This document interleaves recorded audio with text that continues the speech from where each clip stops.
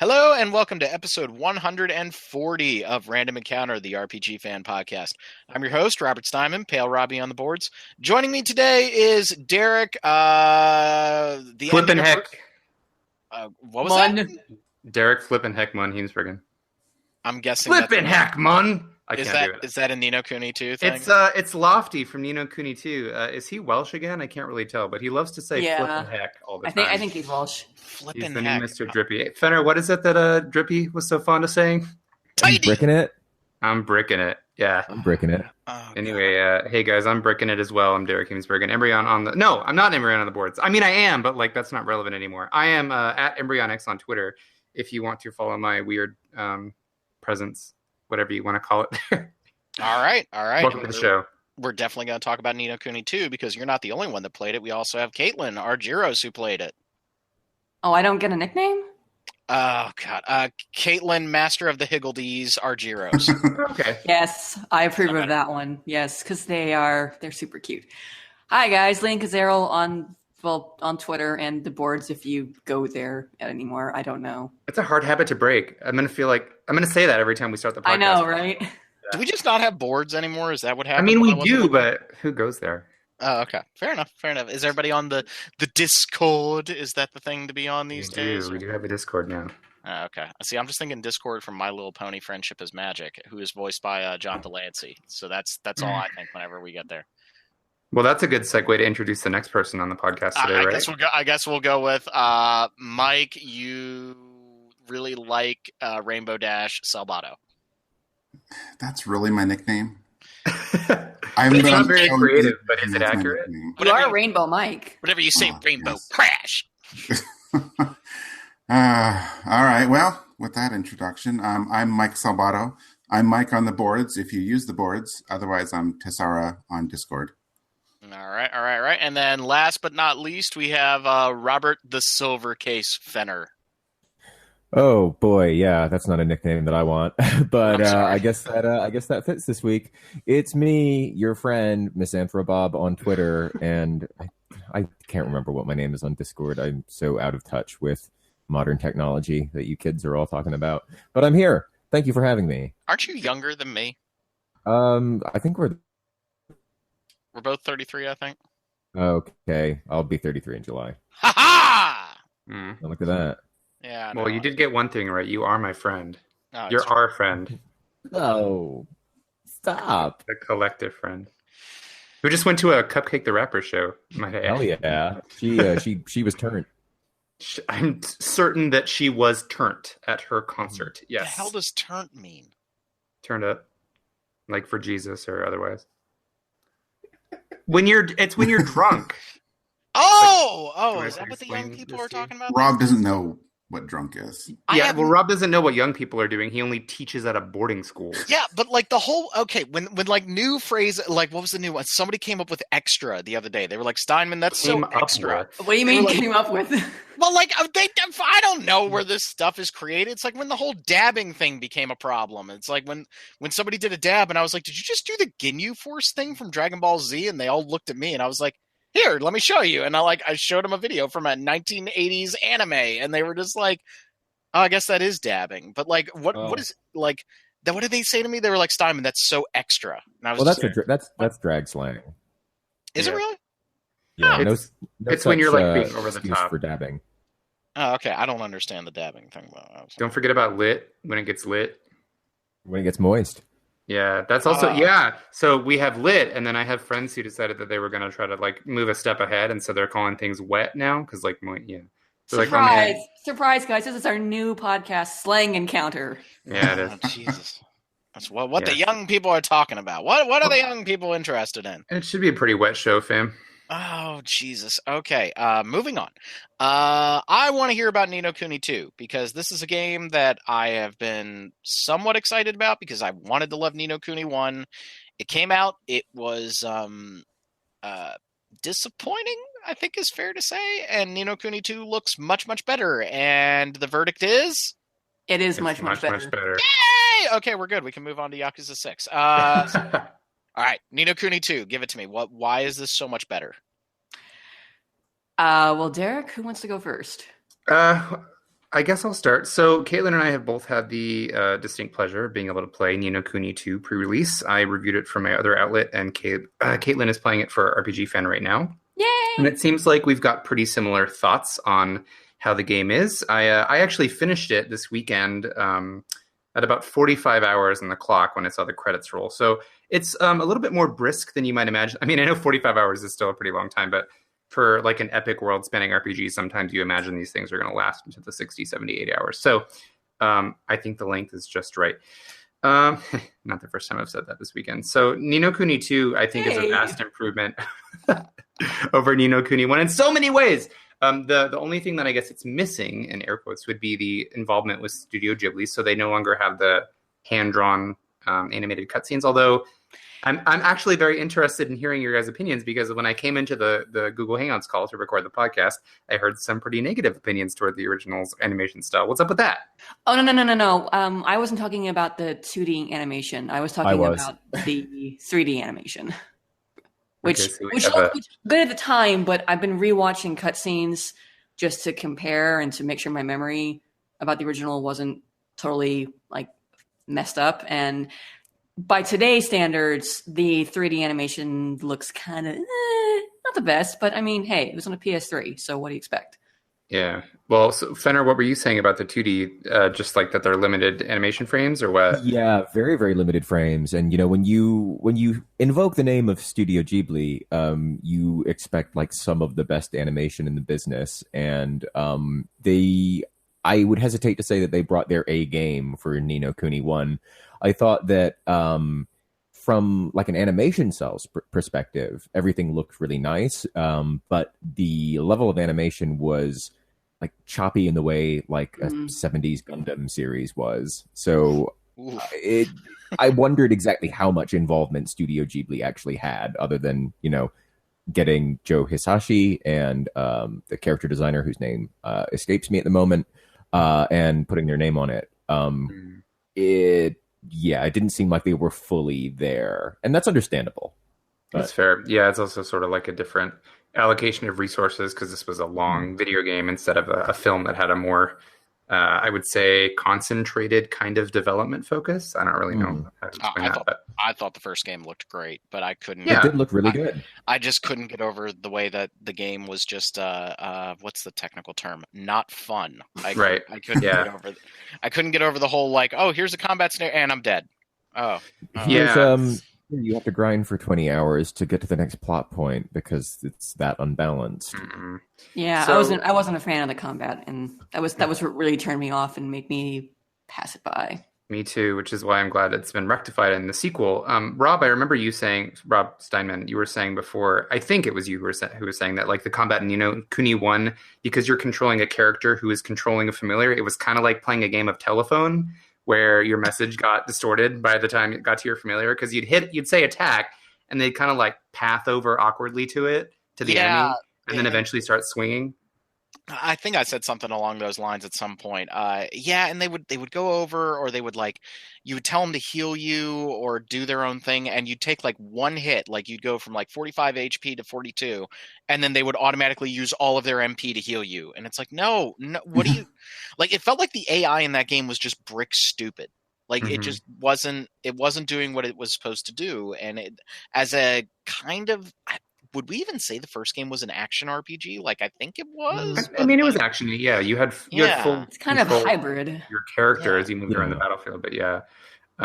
So I think that lack of tactile input is what I was really hoping would be rectified in the battle system for Ni no Kuni 2, and I think it totally has been. It feels so much better. That's really nice to hear. Your characters have full range of movement. You can like dodge. You can hold down a block button. You have light and heavy melee attacks. You have a ranged attack, and you can kind of like dash around and do rolls while you're doing that. You have spells, and everything executes when you press the button to execute it. There's no like, hey, I want to suggest that you do this thing. Why don't you do that when you have a chance? What is with that in modern gaming, though? Where like I'm gonna bring it up later when we're talking about Yakuza 6 a little bit, but like, what is it about modern gaming where like you press a button and the character doesn't automatically do what you tell them to do? Like even just bringing up at menus sometimes, or like Final Fantasy 15 was really bad about this. Like, oh, I want to go in here. Oh wait, I have to press the button again. Like, what is that? Just because games are getting stuck in animation loops or something? But it's like it's driving me nuts with modern games. Yeah. So. Just as long as we're on the topic of combat, I think it is a lot more fun and much improved from the previous game. And something I want to get Kaylin's perspective on as well is I think that the game skews very easy for probably about 2/3 of it. Yes.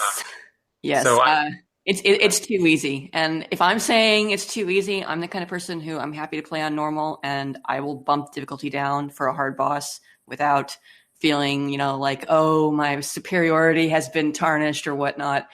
If I say it's too easy, it's too easy. I want a hard mode for this game. Mm-hmm. And the unfortunate thing is there are good challenges. Some of the major bosses are good and challenging. The tainted monsters, which are like Ni no Kuni's unique monsters to borrow from Xenoblade, they're just super powerful random enemies that you run into and you hunt.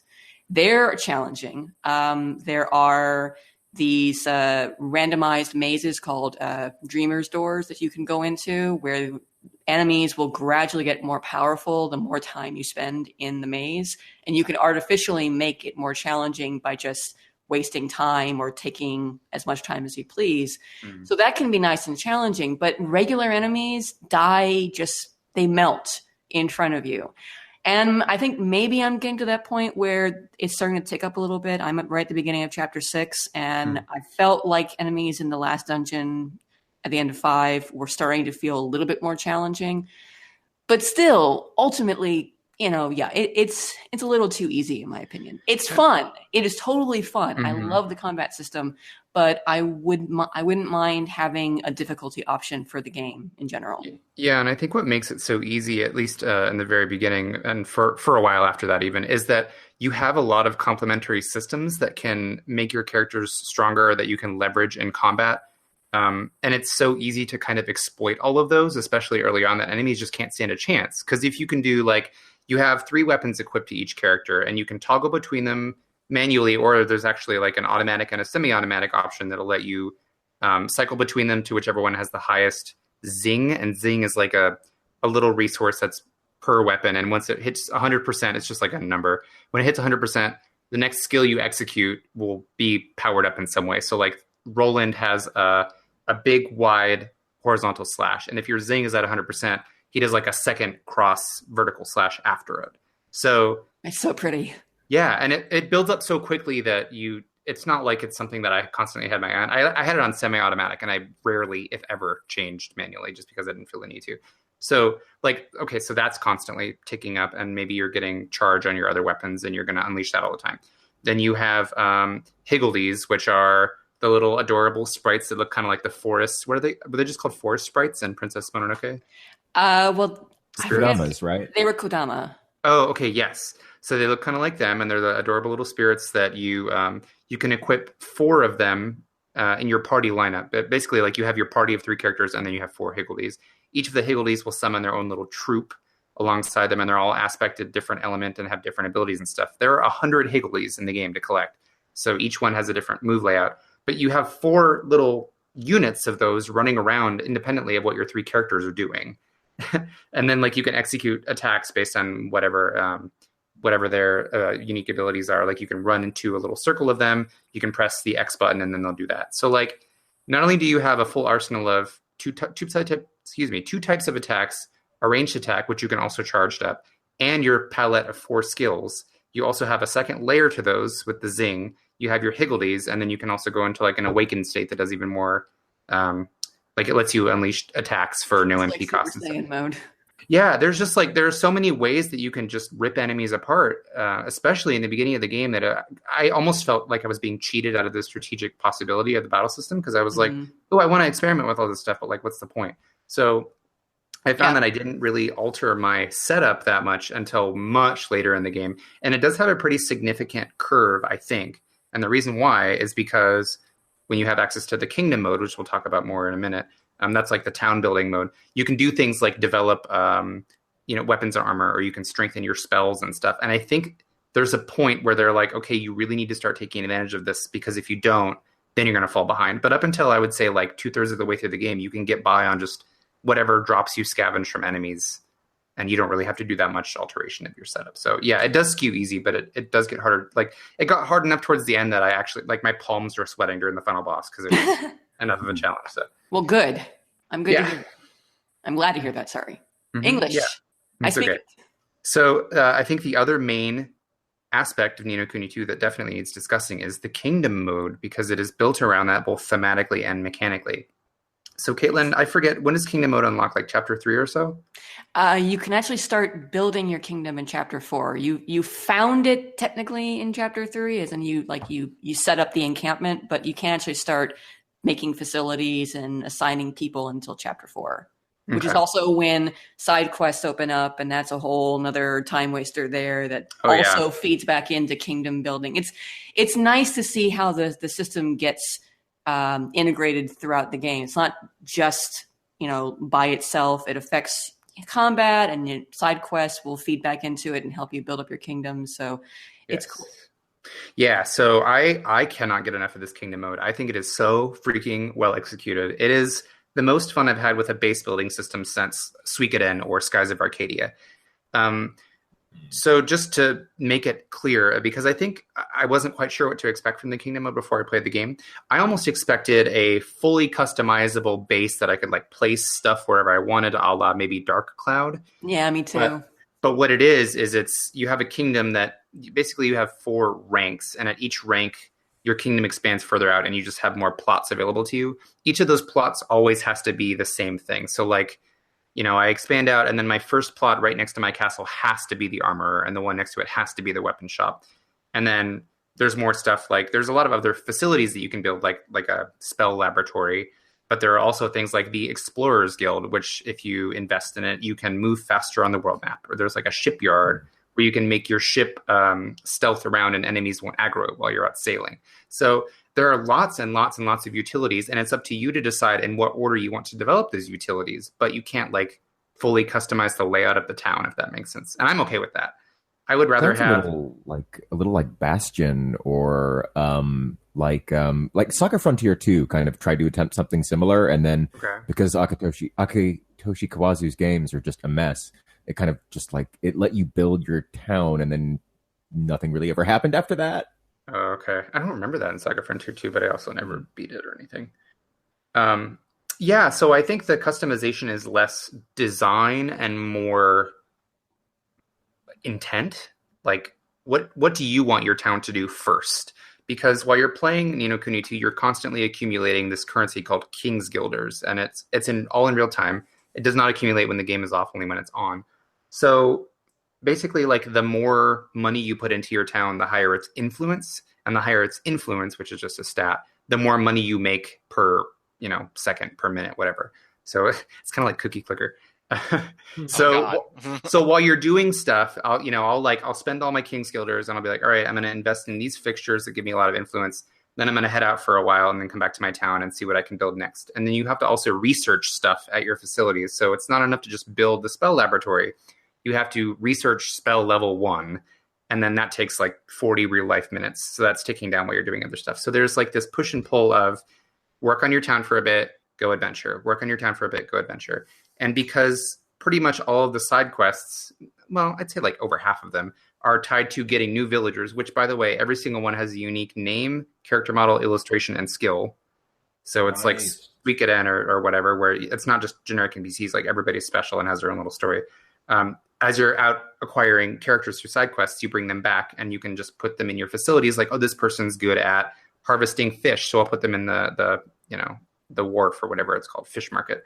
And they'll passively acquire fish for me that I can collect when I come back to town. So like, as Caitlin was saying, there's just this amazing interplay between the systems where everything is like, this feeds into that and that feeds into this, and none of it feels disparate. It's all linked together in a way that feels natural, and it's very, very rewarding, I think, to invest in.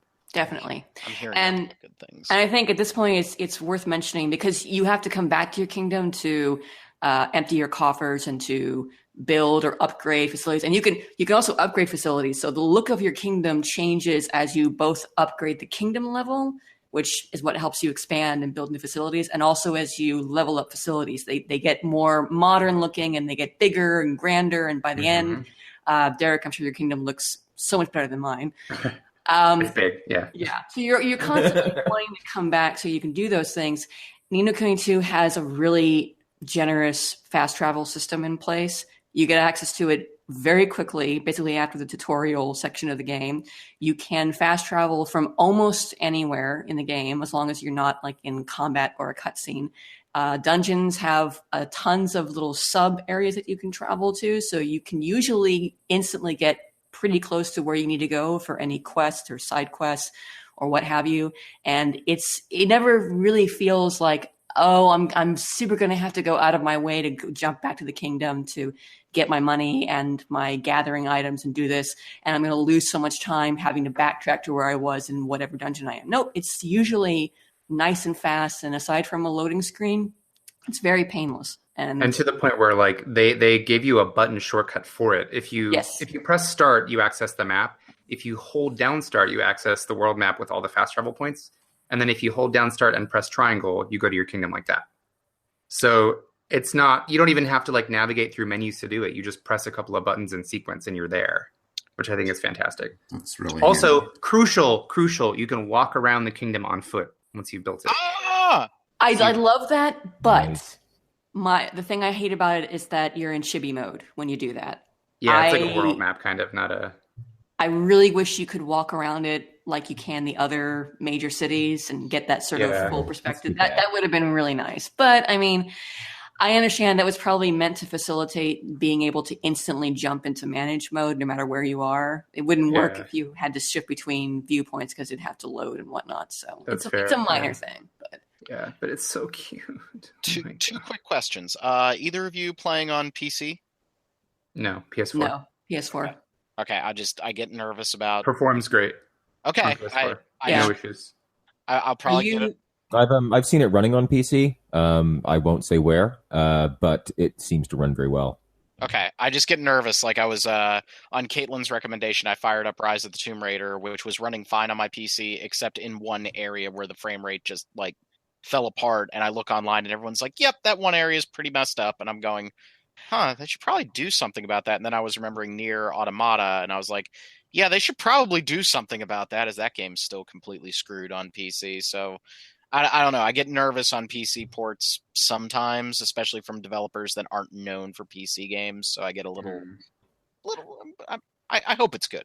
I've seen some occasional frame drops in 4K mode on PS4 Pro that largely seem to have to do with the camera. I'm not sure if they're 100% drops or maybe they're frame pacing issues, but there's been a little bit of stuckiness like that. And when I turn 4K mode off, it's super buttery smooth. So there's a little bit of that on PS4 Pro.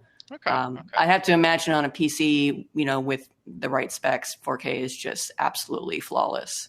Namco Bandai have a pretty good track record of PC ports lately. Yeah. I mean, the Dark Souls 3 port was really good. So, yeah. Now, the other question, and maybe you guys will yell at me and say we can't answer that or we don't want to answer that, is this connected to Ni no Kuni 1? It's set in the same other world, but it takes place, centuries after the original game. I haven't seen any, direct connections in terms of characters or story events yet, but of course I haven't beaten it, so I don't know if maybe there are hints later on. But I would say if you never play the original or if you never beat the original, like yours truly, don't worry about feeling lost. This is totally meant to be a game that anyone can jump into, even if they've never played the game before. I would almost say just skip the first one on principle. Yeah, I was thinking about firing up the first one again. No. I was like, is there an easy mode on that game? And Derek was like, don't even bother. No, this one, I mean, I have beaten it, and I don't want to say one way or another too much, but don't worry about it. Okay. Yeah. I mean, Ni no Kuni 1 really let me down. I remember waiting for that damn special edition because it was so bad. Like I can't remember what shipping company they were using, but that was was it Digital River? Yeah, it was. I had to wait like a month, and I couldn't like get a confirmation that I even had it while people's orders were just being like canceled left and right. And then when I got it and I fired it up and I was super excited, and Jackie and I were like, we'd only been dating for a little bit, and she was like, "Oh, are you really excited?" I'm like, "Yeah." And then like within an afternoon, I was like, "I don't like this." I know, it's so disappointing.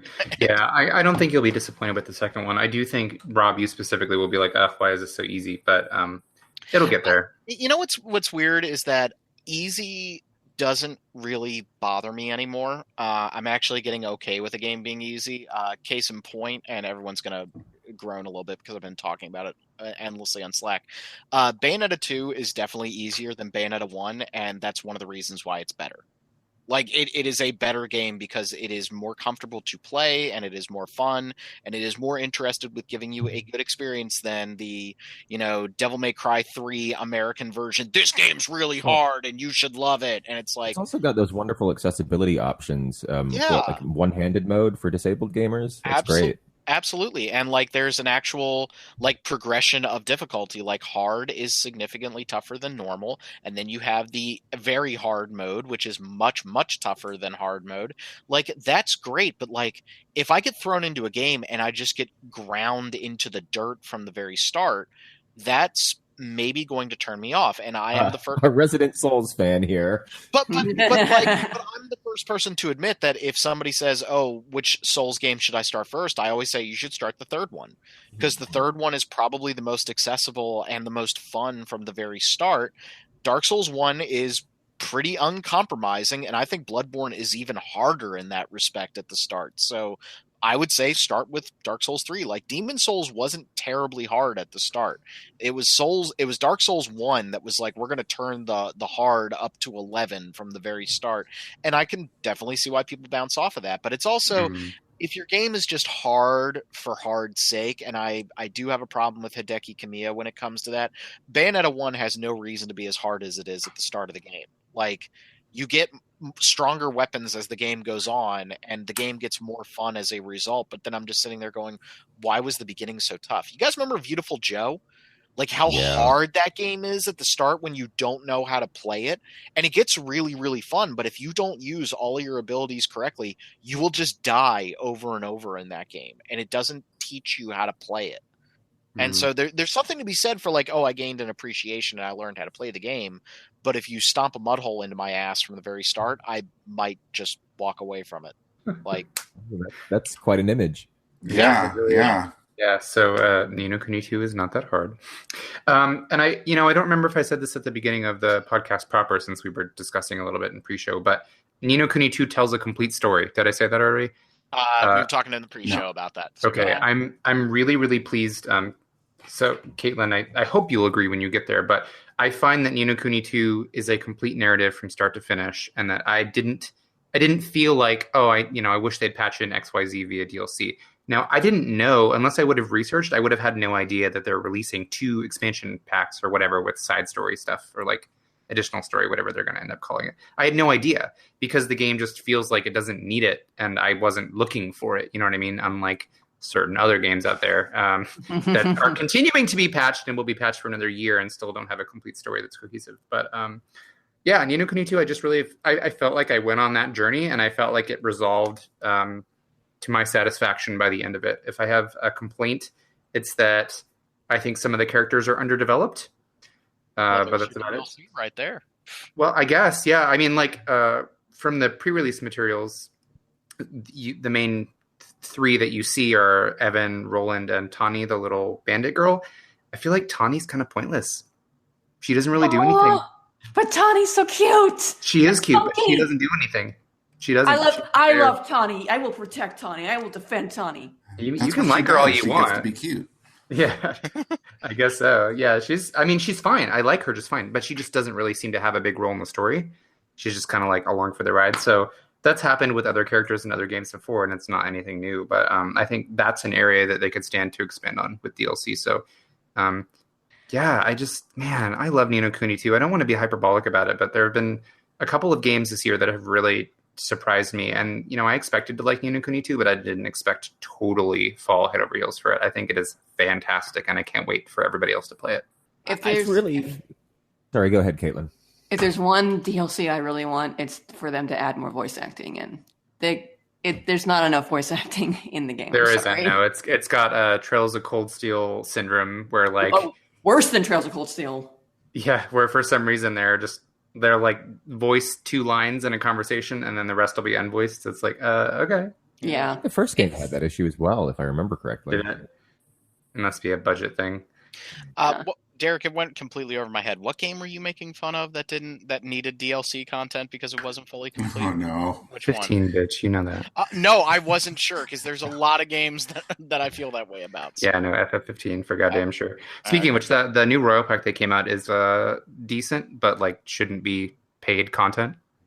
And if all that story would have been there in the very beginning, I would have been a lot happier. But so it goes with Final Fantasy 15. Yeah, I just wish that combat was fun. It is to a point. It's not. You're not. You're not fun. Okay. Well, Caitlin, do you have any concluding thoughts on Ni no Kuni 2? I think I've said my piece. I mean, we talked about Kingdom. We talked about combat. We were talking about the animated stuff from the original Ni no Kuni, and I think it's kind of interesting to me because Studio Ghibli not being involved, there are no animated cutscenes in this one. But I almost don't think it needs it because Level 5's cel shaded stuff here is just, it's super flawless. It's beautiful. I mean, there are times when you could be forgiven for thinking, wait a second, is it animated? It almost looks like it. So it's nice. And that, the nice thing about that is that you don't have to worry about that transition between in-game graphics and hand-drawn animation that sometimes can be a little awkward. So it's a beautiful freaking game. I've had my jaw drop at some of the places that I've gone, just looking super bright and colorful and charming, and it all works in the game, and it all sort of has that whimsical feel to it that you expect from a Studio Ghibli game, or a film rather. Studio Ghibli making video games, so that would be something. But I'm excited. I really want to play this. It was like I was afraid to ask Derek about it. I finally got up the courage. I was like, "Is it good?" And he's like, "Yes, it is." My God. It's interesting to hear because that first game was so troubled, and this game's development cycle was also quite troubled. I had no hype for this at all. I was just completely ready to write it off. But hearing such strong cases from both of you as to why it's a very, very worthy early 2018 game, I'm quite excited to check it out firsthand now. Yeah, I think it's wonderful. Also, Joe Hisaishi returned for the score, so even though Studio Ghibli isn't involved in the animation, it's still his music. The main theme from Ni no Kuni 1 is back, and that was like my favorite track. So they reuse that as a motif a few times, and I like it a lot. I think the main battle theme is kind of weak, but that's just sort of the nature of... I feel like his compositions don't really suit a game. Video games. Yeah, they just don't. So is it as infuriating as the first game's combat song? No, it's better. It's better than that. Yeah. That's not that's not a high bar to clear. Right. It's just not like, oh my God, I can't, I can't really remember a lot of, like, I couldn't hum it to you right now. All I remember is the sort of beginning, like, do, do, do, do, do, do, do, and that's all. Like, so anyway, yeah, audio visually, I think it definitely more than stands up to the predecessor. Cool. Well, look forward to it, you guys. I think it's great. Yeah, it comes out the 23rd, right? Mm-hmm. Yep. Sweet. All right, I guess I'll get a copy. So I was busy with Yakuza 6, The Song of Life, the final game in Kiryu Kazuma's story. I made it a point. And the premier baby shaking simulator since Babysitting Mama on the Wii. Wow, yes. I mean, you shake the baby gently, and Beat Takeshi throws a baby. Oh God, he does. Beat Takeshi does throw a baby. That's in a trailer. I made it a point in my review to point out that Kiryu is the last name and Kazuma is the first name because the internet seems to not understand that. There's actually a part in the game where they just flat out explain it, which I thought was kind of cute. But yes, this is the last story for Kiryu. I liked it quite a bit. I think I gave it an 85 on the site. but I think it's going to be a divisive game for a lot of fans. I know a lot of people had played the import version of it, and the fans seem pretty mixed on it. It is definitely. I didn't want to say this in the review because it would evoke too much, but I think it's fair to say it on the podcast where I can explain it in greater detail. You remember how San Andreas to Grand Theft Auto 4, like we lost me. But like we lost a lot of systems, we lost a lot of mini games, and we made a much more focused, better looking game with Grand Theft Auto 4. Yeah. That's kind of what happened here with Yakuza 0 to Yakuza 6. So a lot of mini games. Yeah, a lot of mini games have been taken out. A lot of the combat's been toned down a little bit. Streamlined is the polite way of putting it. Not nearly as many side stories. It's only 50 as opposed to 100. All of those things, I think, actually work out in the game's benefit for the most part. It is a much more focused game. The sub-stories in Yakuza 0, as fun as they were also very superfluous. Sometimes you would gain like a real estate agent to help out with that big mini game, but a lot of times you wouldn't. You would only get a CP point. Or I forget even what that was called. I might have just done the ATM machine thing, but whatever, which you could use to unlock abilities. Yakuza 6 makes it a point that you earn 5 different experience points through combat, through social interactions, through sub-stories, and all 5 of those experience types upgrade Kiryu, and you upgrade every aspect of Kiryu from his base attack damage to his defense to new heat moves. All of that stuff is great, and they feed into the systems a lot better. But there's dart throwing, and there's the baseball mini game. There isn't quite as much. There isn't the dancing mini game, which was kind of a bummer. There isn't he's an older man. Well, yes, he is older. He's He's still very spry, though. He's still very spry. He kicks the shit out of his people. 50s. Old Kiryu. he beats up a lot of people. So it is a pared down game, and Kamurocho itself is a little bit smaller. Some sections of it have been closed off. It is very clear to me that they put the focus on the new engine and really making the game look great. I think it controls a hell of a lot better. It's a lot more physics based, but when it comes to like combat, you don't have nearly as many combat options. You only have one base style. It's very fleshed out, but you only have one base style and not a whole lot of heat moves. So there isn't a whole lot of stuff sprinkled on top to give the game a lot of personality, which is probably going to piss a lot of people off. At the same time, I think the game tells a very personal story that by the end, it is a very satisfying end to Kiryu's story. It wraps up a lot of loose ties. It's very, well, it's kind of weird to say it wraps up loose ties. It wraps up his main story arc, but a lot of side characters like Majima is not in this game. He's in the starting cutscene and he's in the ending cutscene, and I never ran into him over the course of the game. That's going to tick some people off, but it's about a storyline centered around Kiryu and him being a dad and what it means to be a dad and letting go and letting your children kind of grow up. And it's very heartfelt in that regard. But I think people looking for the outlandish craziness of Yakuza 0, they might be a little disappointed with this. And then the other problem is that, go ahead. I was just going to say that theme sounds especially resonant for you at this point in your life, Rob. Yes. We'll talk about that in a little bit. But yeah, and so it's definitely a dad game, the way that like Witcher 3 was a dad game or The Last of Us was a dad game. I think that's really cool. It also is casting a huge spotlight on some of the series problems. Even though it's a brand new engine, I found myself incredibly frustrated with some of the boss fights toward the end of the game. It's just not fun to fight an enemy that doesn't play fair. It's not fun to fight an enemy that, you hit once and then they break through your combo and take away half your health bar, and now you need to suck down a health potion.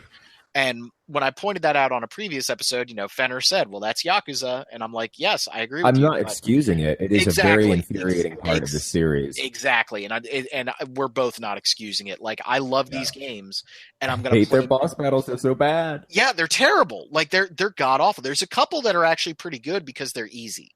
Like, I was able to beat them, and it felt satisfying because I was able to get through on my own skill, and it wasn't just, I need to power through this. I don't like the way the game handles the new heat gauge.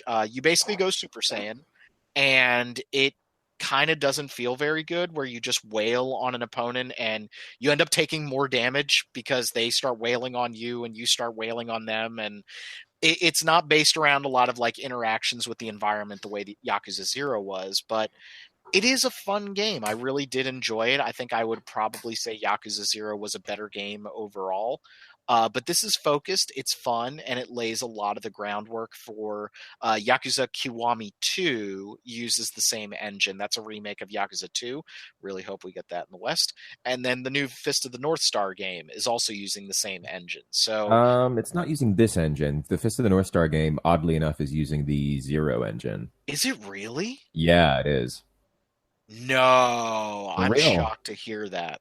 Yeah, I'm absolutely. They put out a press release about it and explained why, and they explained why. It was a pretty mealy mouthed, like, yeah, well, we just thought it would suit this style of game better.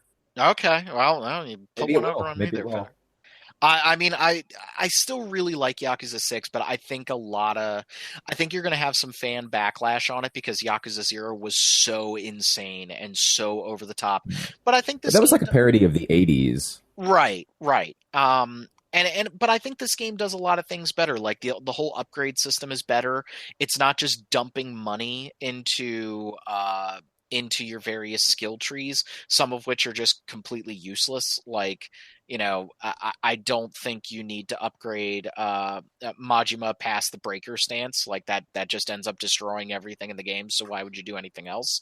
The real estate minigame was fun to collect money, but it was also kind of just there, whereas the Hostess Club was way more fun. This game has the baseball minigame, which I got really addicted to because it's super fun to level up your guys, and it's very passive. It's a passive baseball minigame, but it uses the touchpad in a really unique way, which was fun. But then there's the clan building game that they've put front and center, and that is just not good. Like it's a reverse tower defense game that just doesn't have any strategy above press X over and over again to put more guys on the screen. It's really weird. Like it doesn't. It's not a good minigame at all. When there's the dart throwing minigame is really fun and I found very enjoyable. And it's always fun to watch Kiryu sing karaoke, and that's fun.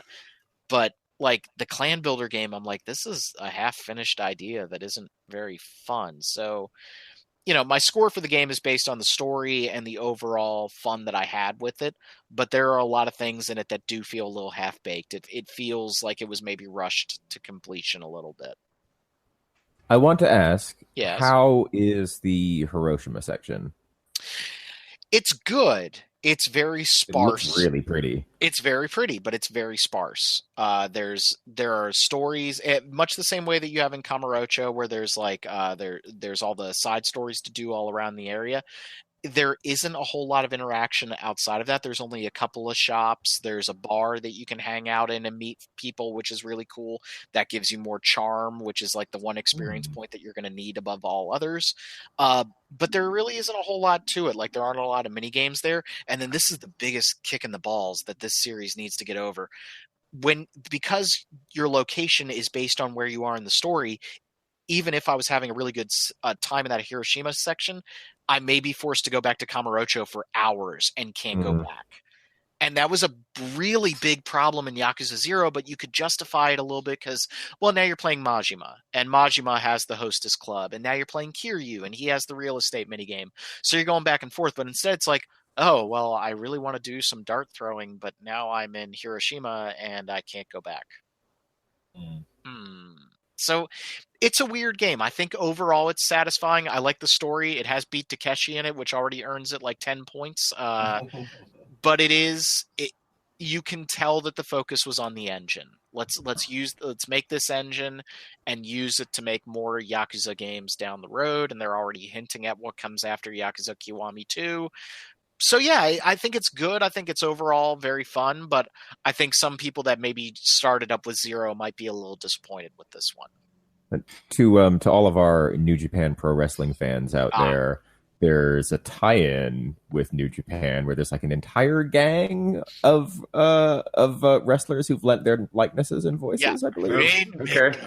I hear Rainmaker over and over again. That's tied into the clan mini game, which is just not. It's not a fleshed out thing. It really sucks because I was hoping that mini game was going to become like my hostess club, where I was going to get like really really into it and really enjoy it. But it just isn't. It's like it's like one step up from Fort Condor from Final Fantasy VII. Like, no, it's just really weird. Like, I don't understand why this is in the game, and it's not fun. And I have to do this how many times? Like, no. So yeah, Yakuza 6 is a good game. I think play it for the story, play it for the great characterization. It's got some really good moments. Some of the boss fights are really fun. Some of them are extremely aggravating. But it ended on a high note. Like, it really stuck the landing, and that's all I'm going to say on that. It's a good closure to Kiryu's story. Very enjoyable. Yeah, and it's.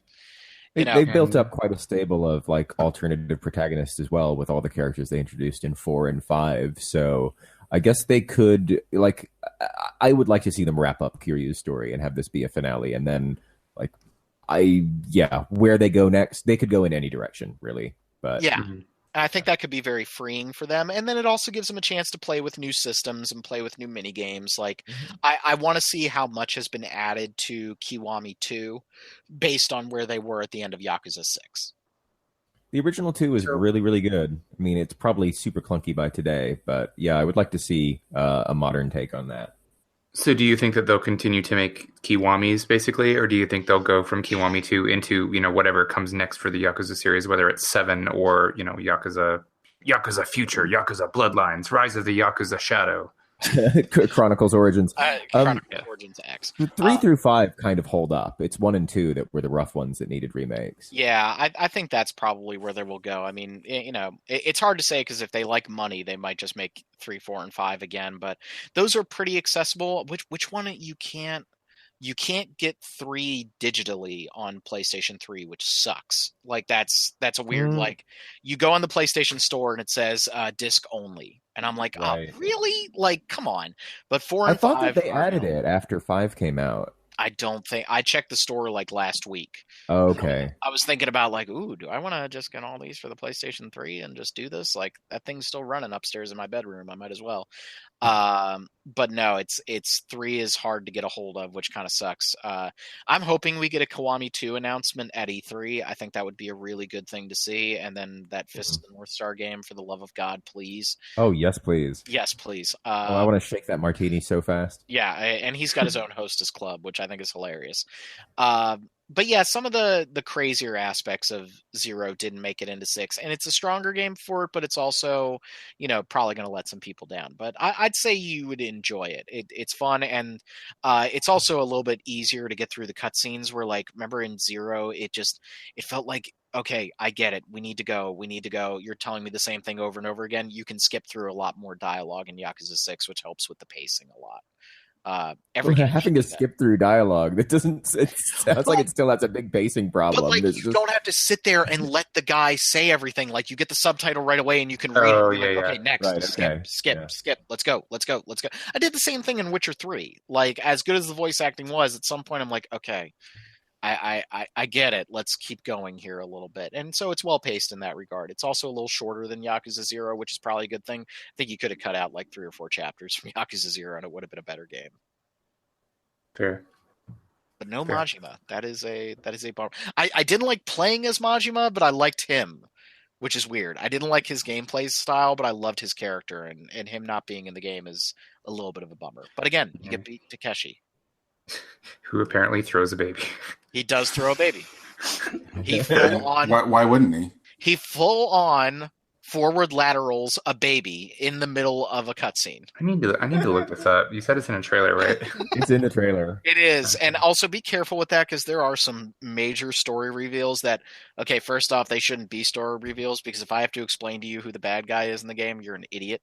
That was a little harsh. I apologize for that, but like it's pretty obvious who's going to make a turn in that game. But like there are things in the cutscenes that just flat out spell out who's the bad guy. I'm like, oh, okay. But yeah, beat Takeshi throwing a baby. That is definitely a thing that happened. Is his name Toro Hirose? Yes. Okay. I'll watch this later. Let's move away from Yakuza 6 and move into something Silver Case related, Fenner, right? Yes. I've been wanting to learn about the gender binary for quite a while now. Oh my God. Please tell me more about that. What? Okay, the 25th Ward, The Silver Case. This is the sequel to The Silver Case, the first game that Grasshopper put out in 1999, which was released a year and a half ago, and then a year ago on PC and consoles. Derek, I think you have a copy of The Silver Case. I do. I haven't played it yet. You haven't played it yet. Am I the only person here who played that first game? I think so. I guess so. I really like Killer 7 a lot. I didn't. Yeah, I think Killer 7 might actually be a one-off. I think maybe Suda's not so good. Uh-oh. Somebody's going to be mad at me. Trouble in Paradise. I liked that first game at the time. It is I hesitate to call it an adventure game. It's not quite a visual novel. It's an incredibly opaque and hard to penetrate mix of like a visual novel and an adventure game where you're given like commands and verbs, but you almost never use them. And playing the first Silver Case, I thought that maybe this was like a commentary or a satire, but playing the second game and seeing it do pretty much the exact same thing in terms of here's a bunch of interactivity to not interact with this with this game. I think maybe it's just an oversight and he didn't really know how to make this game. But 25th Ward, it was originally a Docomo mobile phone game in 2005, released episodically every couple of weeks. So it's very interesting to see that it got a PC and console port and an English localization. I was thrilled to play it, and I think now that I've played through it, the review should be up on the site very soon. It kind of actively harms my memories of the first game, and like I don't mean like, oh man, you ruined my memories. It's just like, oh, actually, maybe what I thought was satire before is actually like a deep seated problem with women and trans women and gay people. And it's all a bit, okay, this is actually super toxic. So it's like you thought it was satire, and it's like, oh, that's what he actually thinks. This isn't parody. This is just legitimately his spouting his ideas. Oh, well, the thing is, I think it gives me the impression that it definitely comes from a place of ignorance rather than hatred. And I think it's relying on like tropes and stereotypes in Japanese culture rather than, it's not like Dave Chappelle going off on Caitlyn Jenner in his latest stand-up routine. It's just it's tired and it's expected. So we got 3 stories here. You can play them in any order. I found out the hard way that this game will make no sense unless you play like chapter 1, chapter 1, chapter 1, chapter 2, chapter 2, chapter 2. I did each story in its entirety, and it almost made no sense until I finally played that 3rd story. So there's a 3-sided conflict here. There's the new heinous crimes unit, who are a bunch of like violent fascist cops who go around and solve violent crimes by killing everybody in their way. They've got their own story where they're investigating murders. And then there's the Regional Adjustment Bureau. They're basically the same thing. They run the post office, and they're government-sanctioned hitmen who go around and, find out why people are acting violently and then kill them. And then like there's the real post office. Yeah, right, yeah. Just like them. And then the 3rd story is a continuation of Tokyo Morishima's story from the first game, who is this freelance journalist who's gotten in over his head. And he mostly just like sits around in his houseboat and reads emails. And much like the first game, Tokyo Morishima's story is the most interesting of the 3. But this game really gave me pause about halfway through the Heinous Crimes Unit story, where there's a chapter where one of the main characters, he's a cop named Shiryabu. He is beset he's had a hit put on him, and he's beset by 7 assassins, a la Killer 7, but none of them really have any personality. And this starts out kind of cute. Like every time he goes to use an ATM, his card gets rejected, and that summons a hitman behind him to give him a hard time. And then you have to do like this parody of an RPG battle where you just kind of flail and put in random commands, and you either get shot and have to do it again, or you succeed. And then it gives you like, you leveled up, and gives you a bunch of meaningless stats. It's kind of funny. It's also kind of annoying. Some of them get really puzzly, and I was tempted to reach out to the developers at one point to figure out how to pass one of them, because it seemed that trial and error-y. But halfway through these assassins, a female assassin appears, and your command to engage her in battle is get horny, at which point you get a text description of Shirayabu jumping on top of the woman and thrusting until she cries, and then you get a level up from that, and you have neutralized her. Cool. Wow. Wow. And I was talking to some fans of the game about this, and they're like, "Oh, well, you see, it's like a metaphor for him turning into a monster," but it's not, because he becomes, not to give too much away, he becomes like this martyr, godlike figure who ends up saving the day in the end after just nonchalantly raping a woman in an RPG battle. So how is that a metaphor for? Yeah. I don't understand. You're literally a monster if you do that. Oh yeah, exactly. You are. Yeah. So this game is a mess. Sorry, is that what you have to do to win?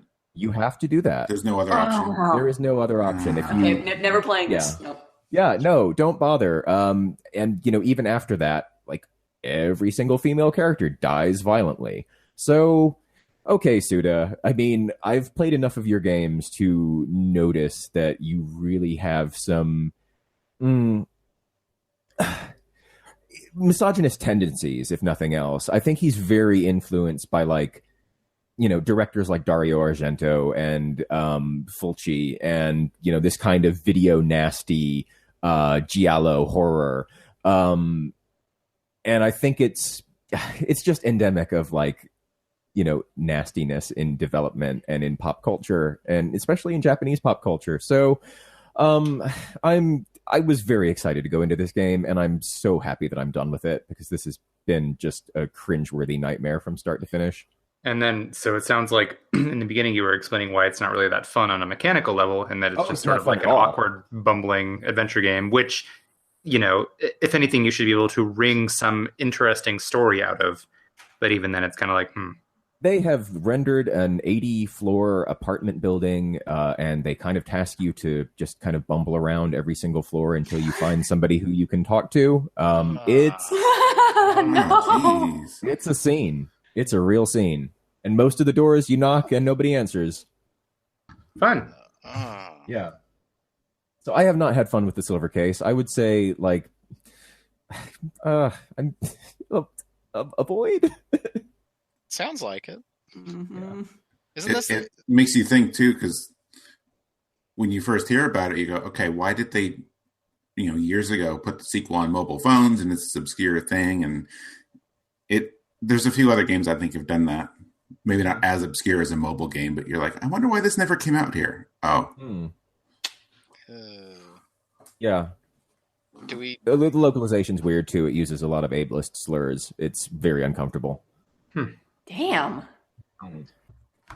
Not good. Well, I'm morbidly curious to try the silver case, which I have since I already bought it and everything. But it's definitely not as objectionable. It's still pretty. It's not great socially. It's really not great. And as I said, I'm starting to worry that maybe the stuff that I thought was made in jest is maybe not quite as in jest as I thought it was.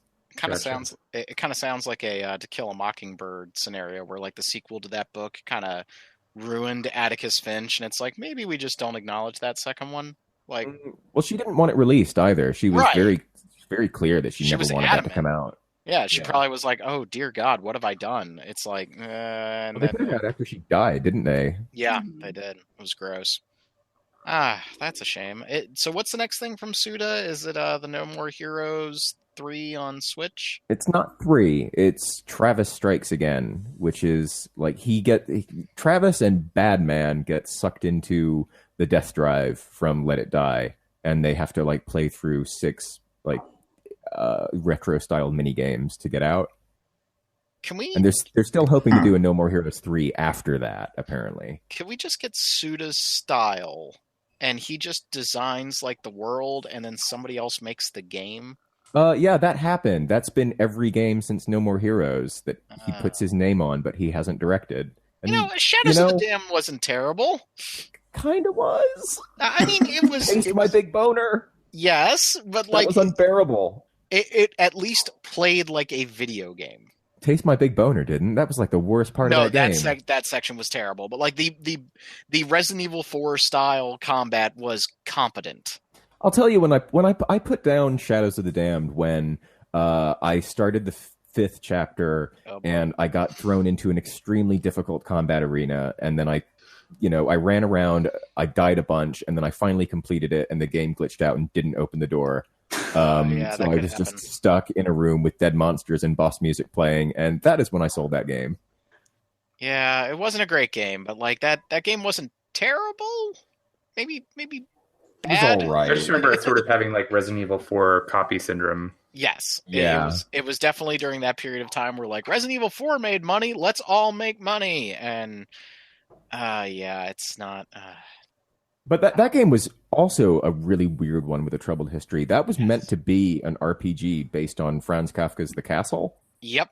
And then like they just couldn't get the money to do it, and then EA forced them to retool it. Apparently Suda's gone on record saying that like he's very heartbroken out of what that game was in the end.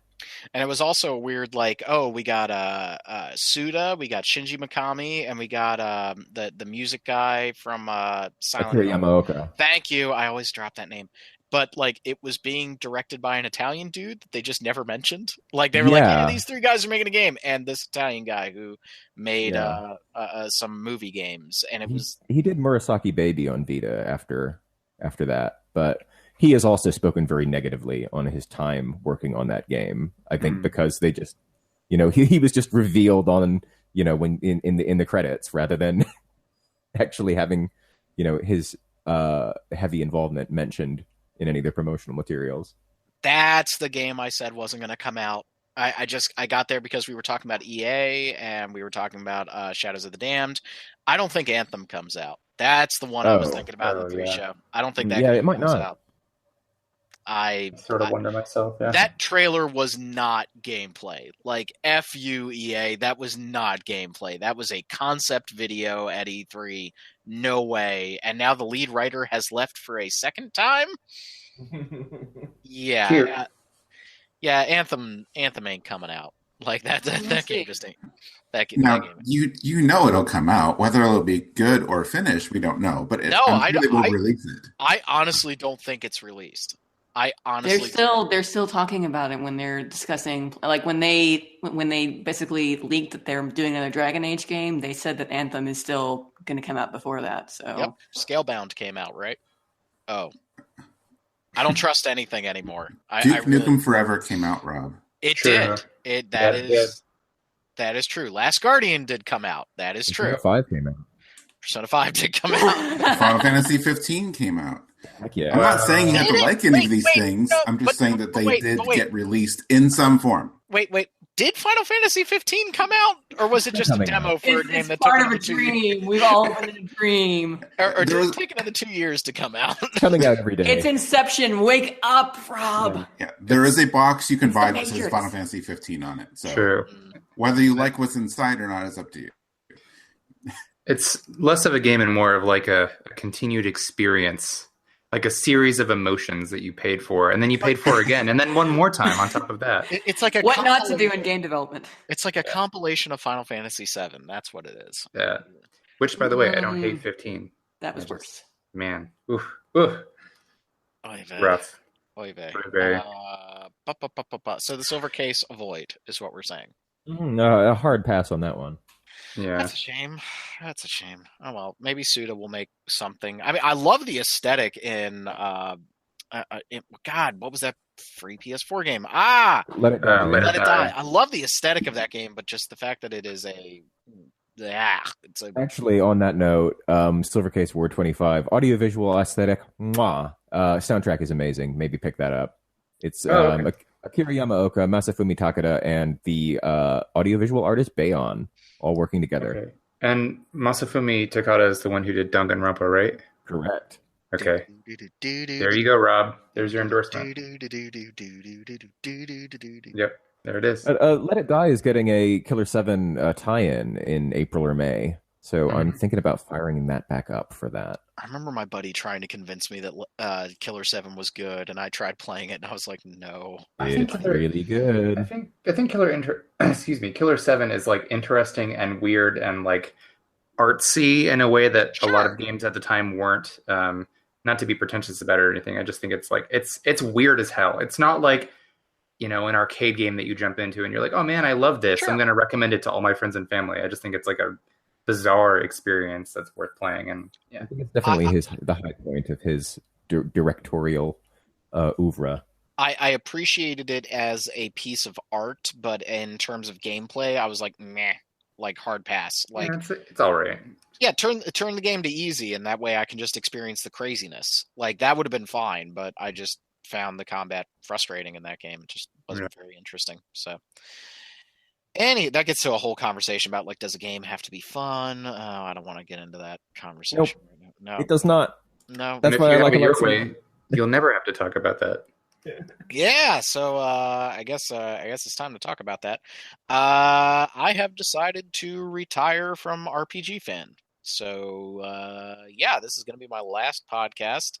Yakuza 6 was my last review. It's just it is time. It has been 9 freaking years on this website, which was really wild to think about the other day. And my life is getting busier and busier these days with my job. I want to make sure that I'm still devoting enough of my time to my students, to my wife, and all of that. And we have an exceptional staff here at RPG Fan that is super hungry to get in front of things. And, if I'm not producing the way I should be, I should take a step back and let other people step up to the plate and do more. And so the plan right now is for Random Encounter to continue, and Derek is going to be taking over hosting duties. Yeah, there it is. I'm not intending to make any huge shakeups to the show necessarily, at least not yet. I do want to gather feedback from people. I'll probably make a few tweaks here and there, but Random Encounter will continue unabated as you know it, possibly a little bit more consistently. We'll see. Yeah, that's part of the reason I'm leaving. It just is like, time. It was hard to find time to do it. It was hard to find time just to play video games these days. Like, the only reason Yakuza 6 got done for review so quickly is because I was on spring break. And so I had the time to really devote to it, but just finding a few minutes to play video games these days is really difficult. Yeah. And we have so many new additions to the site that I want them to, take on more responsibilities and do more. And if I'm just being the old guy that's hanging out in the back, not doing a whole lot, well, time to get out of their way and let them do their thing. So that's fair. But with that being said, I would still like to have you pop in now and then. I know we're going to have you on our staff, Slack that we talk in, so we can ping you there or whatever. But yeah, I mean, I know that you're retiring, but I would love to still have you on the show sometimes. Yes, absolutely. And maybe twice a year. I don't know. Oh, geez. And we can introduce him as a special guest. I know. It'll be, we can introduce me as From Software expert Robert Steinman. Wow. when it comes time to talk about whatever the hell they're making next. That is my one request for everybody who is going to E3. Whatever the hell they're showing, if there is swag, you will please get it for me. Yeah, sure. I would like to say to all of our listeners, all 4 of you, I would really appreciate if you would give us... here. Yeah, we're all here, actually. I just listen to the show back to myself when I'm at the gym. I would love to get some... if you have any messages for Rob Steinman as he's departing, please send that my way. I'm Derek at rpgfan.com, just DEREK at rpgfan.com. If you want to send me some farewell messages to Rob, any sentiments you want me to pass along about how he's like a total idiot, or if you love him or whatever, go, let us know. Let me know if you have any specific wants that you've wanted to see addressed on Random Encounter for a while, like a particular section or a format restructuring or something. I will, at the very least, read what you say. I promise. I can't promise to implement anything necessarily. We'll see. It all depends on time constraints and feasibility. But, I'm open to hearing some feedback. So going forward, I don't want to do anything to sort of tarnish the legacy that Rob has created. And I have been here pretty much since the beginning, but I know that Rob is a unique voice and he can't be replaced. So I hope you look forward to Random Encounter from now until whenever it ends up closing up shop, which hopefully won't be for many, many years. So thank you all for listening, and I hope to do you justice. God, I just got a letter, Derek. It's from I think it's Caitlin A. It's yelling at me for not liking Xenoblade 2 over and over again, and there's just a lot of swear words. Please don't do this. I want to remember you as you were in One Piece. that is who I am. But yeah, I very much enjoyed my time on the site, and this is just a little message for anybody who is thinking about getting into video games, either on the production side or on the opinion side. Just freaking try it. The only reason I'm on this site at all, or the only reason I was on this site, was because just one day in grad school, I saw that RPG Fan had a hiring drive. I had just gotten done playing Demon Souls, and I just wrote up my thoughts on it and sent it in as just let's see if they'll bite. And to everyone's great disservice, they did, and I've been here ever since. But it's just, try it. And we've had people go on to actually work in the industry in one way or another. I think that getting onto a website like this is a huge growth opportunity. It teaches you how to write. It teaches you how to meet deadlines. It teaches you how to interview people and produce. And that's something, exceptional. And, we have people who are Twitch streaming now on the website, which is absolutely amazing. I never thought we'd get there. Retro Encounter is now a juggernaut that I am afraid of every day. And that's something we've whole new games have been brought to the website. So it's just a really, really awesome thing that I think if you want to grow as an individual, definitely try something like this. I think it can work out in a big way, and just keep doing it and give it a shot if you can. So that was my little teachable moment there, which feels weird. Thanks, Professor Steinman. And not Professor, it's just Mr. Steinman. I'm not going all there. So I guess this is going to be the last sign off, for me. So for Derek, for Caitlin, for Salvato, for Fenner, and for me, for the last time, we will see you all later.